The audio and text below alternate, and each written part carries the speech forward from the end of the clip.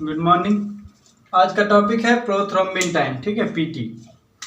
तो हमने प्रोथ्रोम्बिन का डिफिनेशन दिया है, क्या है कि it is a coagulation factor 2। क्या है? फैक्टर नंबर 2 है। It is protein in nature. हम पहले ही बोले थे कि आपको सारा मेरा जो कोगुलेशन फैक्टर है वो क्या है? प्रोटीन है। और वो कौन सा? ग्लोबिन है। सारा क्या है? बीटा ग्लोबिन है। All the coagulation factors are beta globin, ठीक है। Its molecular weight is 62,700 Dalton. Prothrombin is produced and synthesized in liver. Fat-soluble vitamins, vitamin A, D, E and K is essential for the formation of prothrombin. ठीक है, ये सब हमको ज़रूरी होता है, एसेंशियल है प्रोथ्रोम्बिन के फॉर्मेशन के लिए। ड्यूरिंग क्लोटिंग, जो क्लोटिंग हम कोगुलेशन कैस्केड में देखेंगे, ड्यूरिंग क्लोटिंग क्या होता है? Prothrombin is converted into thrombin. ये बात हम लोग पढ़ चुके हैं, ठीक है। जब कोगुलेशन कैस्केड पढ़े हैं तो वहां पे भी हमने देखा है, ठीक है। अब प्रोथ्रोम्बिन टाइम हम लोग देख लेते हैं। प्रोथ्रोम्बिन टाइम क्या है? Prothrombin time is the time taken by a blood sample to form a clot in the presence of thromboplastin suspension, ठीक है। Extrinsic pathway is measured by PT. Prothrombin time जो हम लोग मेजर करते हैं वो क्या फॉलो करता है? पीटी कौन सा रूट फॉलो करता है? Extrinsic pathway and common pathway को, ठीक है। To determine the activity of extrinsic coagulation factor, factor 7, factor 10, 5, 2 and 1, ठीक है। ये सब कोगुलेशन फैक्टर हम लोग को अगर डिटरमिन करना है तो इसके लिए हम क्या करेंगे? पीटी परफॉर्म करेंगे, ठीक है। Important in induction and monitoring of oral anticoagulant therapy. PT जो हम लोग करते हैं ये क्या करता है? ऑल्सो मॉनिटर करता है ओरल एंटीकोगुलेंट थेरेपी। जैसे कि हम लोग क्या देते हैं पेशेंट को ओरली, ठीक है, दो चीज देते हैं, हेपरिन एंड वारफेरिन। तो हम लोग एंटीकोगुलेंट सच एज वारफेरिन देते हैं, ठीक है, वारफेरिन देते हैं। और ऑफ कॉमेरिन डेरिवेटिव्स वही चीज है, कॉमेरिन डेरिवेटिव्स, ठीक है, ये सब देते हैं, ठीक है। Important screening test in diagnosing genetically cause deficiency in coagulation factor of extrinsic system, ठीक है।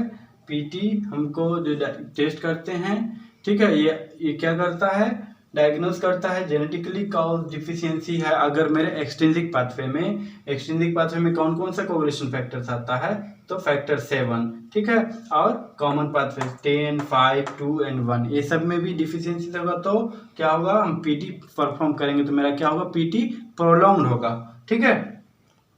Prothrombin time must be tested before liver biopsy, ठीक है। लीवर बायोप्सी के पहले भी प्रोथ्रोम्बिन टाइम परफॉर्म करते हैं हम लोग, किया जाना चाहिए, ठीक है।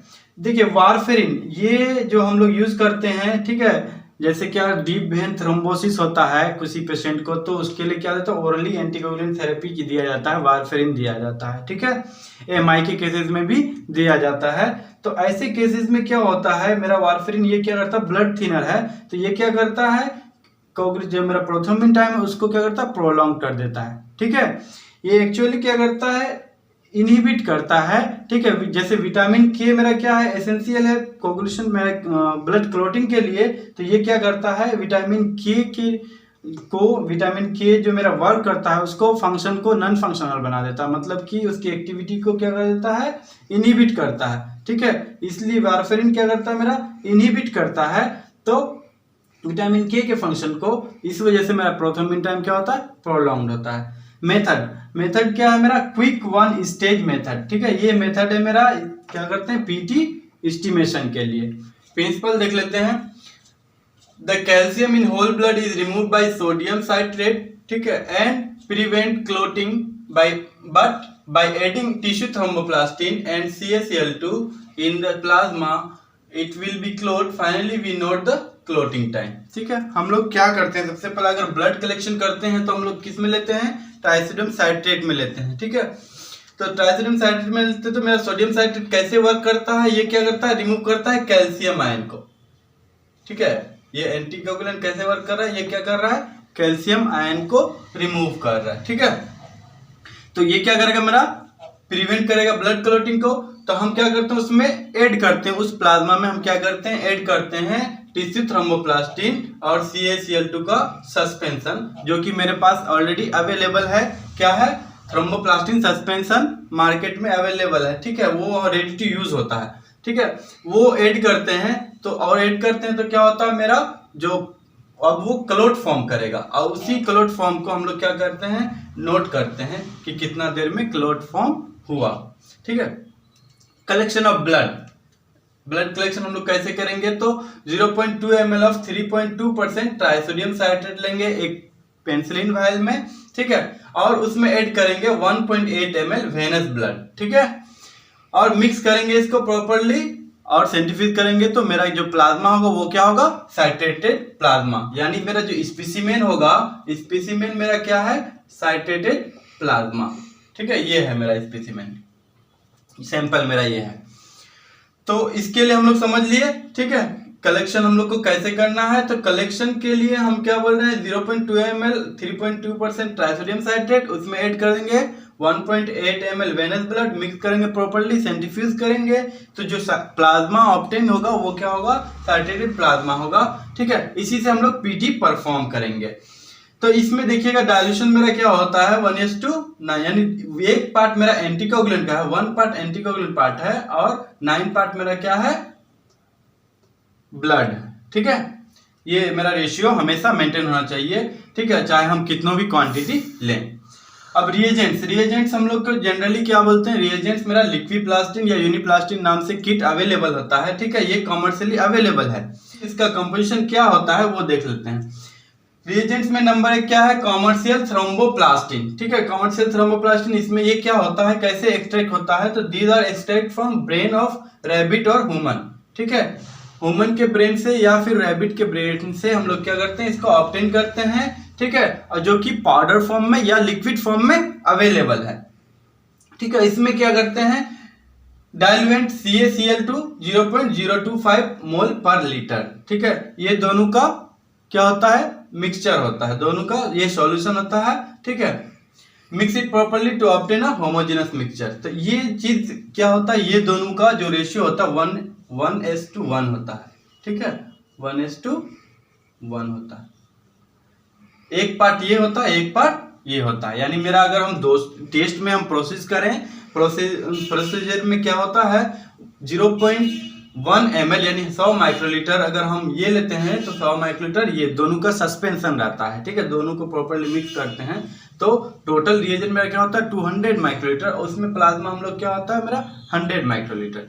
अब रिक्वायरमेंट्स में देख लेते हैं, वाटर बाथ 37 डिग्री टेम्परेचर होना चाहिए, स्टॉप वॉच और टाइमर, टेस्ट ट्यूब, पिपेट, माइक्रोटिप्स, ठीक है।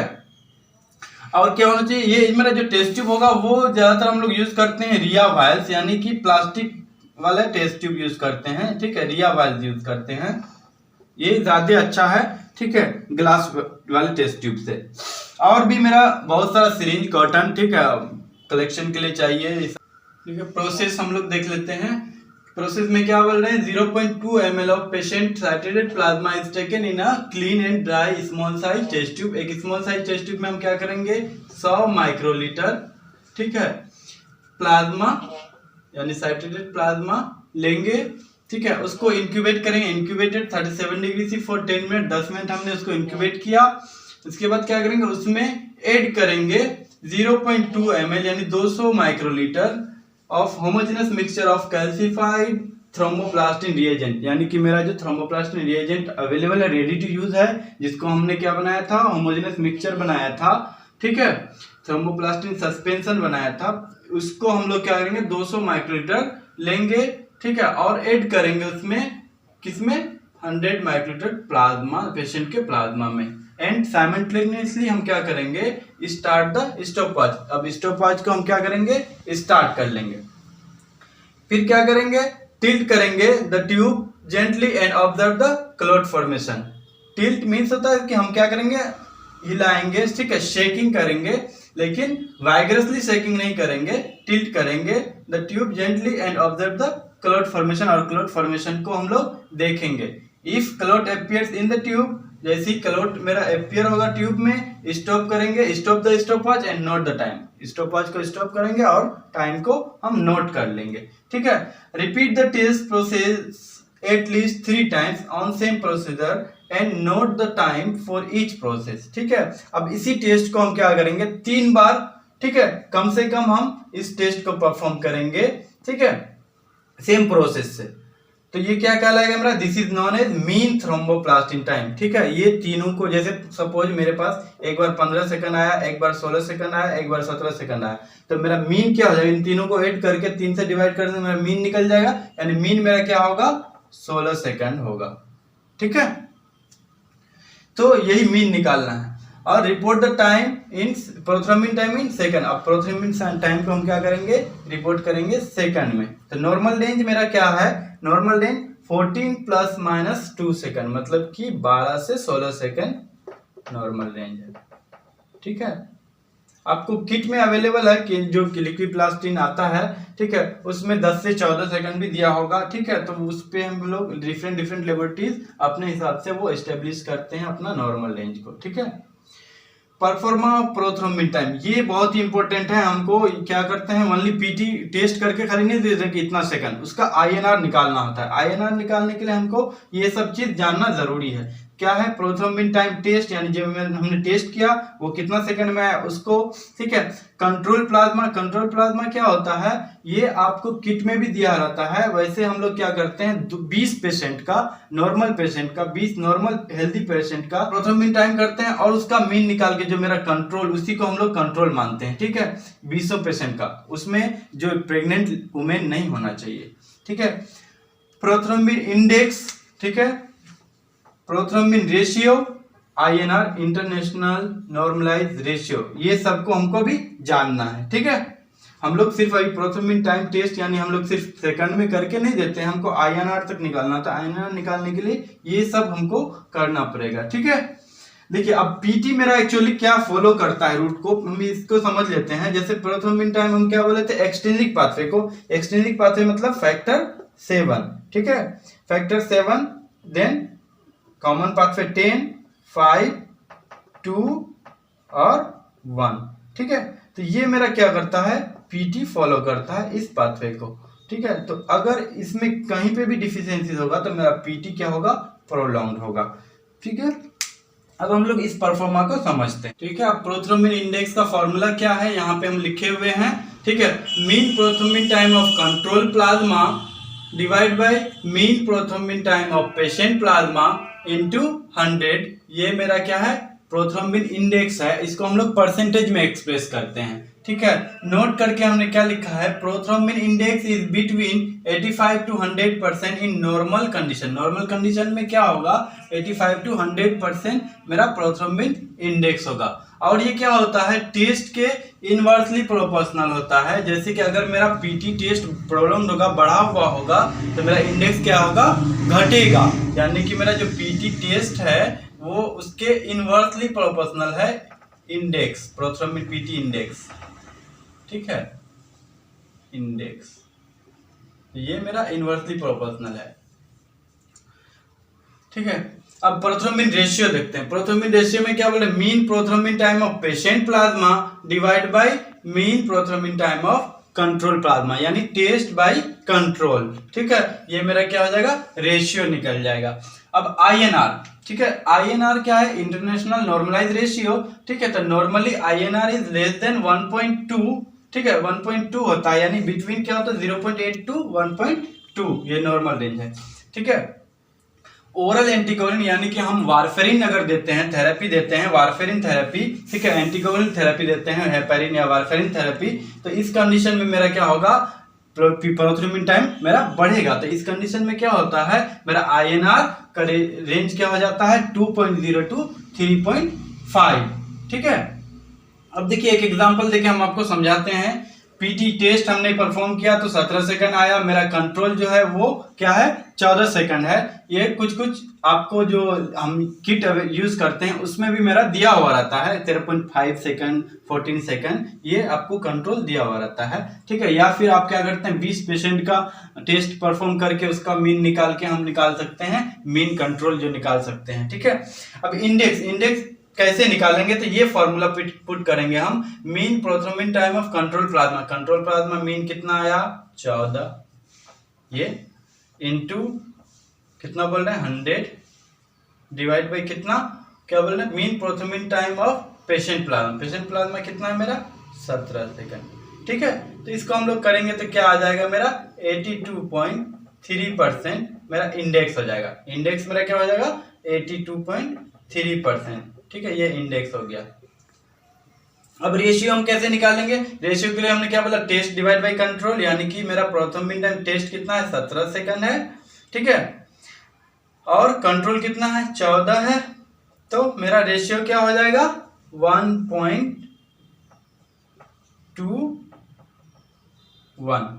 ठीक है, ये मेरा रेशियो हो जाएगा। तो अब हम ये दो चीज हो जाएगा तो हम INR कैसे कैलकुलेट करेंगे? तो INR के लिए हम क्या करेंगे, मेरे पास कन्वर्सन चार्ट होता है। ठीक है, हर किट में अवेलेबल है कन्वर्सन चार्ट, इसको हम लोग देख लेते हैं। जैसे ये मेरे पास conversion chart INR conversion chart है यहाँ पे। ठीक है, अब देखिए तो ये जो हमने ओवरऑल यूज किया, इसमें एक चीज और इम्पोर्टेंट है कि जो हमने किट यूज किया है उसमें ISI क्या है, व्हाट इज द ISI, क्योंकि उसी के हिसाब से हमको उसका, तो मेरा जो हमने अभी किट यूज किया है वो क्या है 1.6 है। ISI मेरा क्या है 1.6। ये आपको किट पे अवेलेबल रहता है, ये जो हम किट लेंगे तो उसमें किट पे लिखा हुआ रहता है ISI 1.6, 1.65, 1.5 ऐसे भी रहता है। तो अभी जो हमने ISI लिया वो क्या है 1.6 है। तो अब क्या करते हैं हम लोग INR कैसे निकालते हैं? INR निकालने के लिए ISI और रेशियो मेरे पास होना चाहिए, ISI और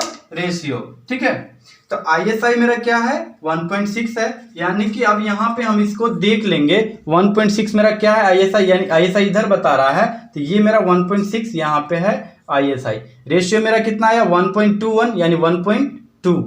ठीक है, ये मेरा इधर रेशियो है, इधर ISI है। ठीक है, तो 1.2, अब ये हम यहाँ पे 1.6 पे देख लेंगे तो मेरा क्या आ जा रहा है 1.3 INR आ रहा है।